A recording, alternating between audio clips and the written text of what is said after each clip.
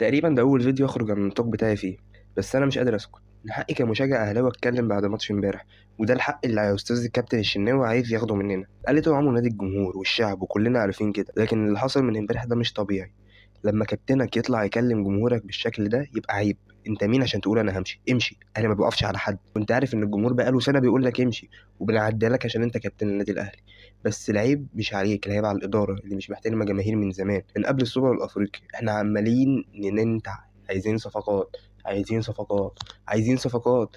ازاي؟ لازم ان الاداره تعامل الجمهور بتعنت، ما تحترمش رايه. انا فاكر كان في حد بيحكي لي ان كابتن صالح سليم او احد من رؤساء النادي الاهلي، الجماهير شتمت اللعيبه، نزل قال لهم ما تشتموش اللعيبه واشتموني انا، يتحمل المسؤوليه.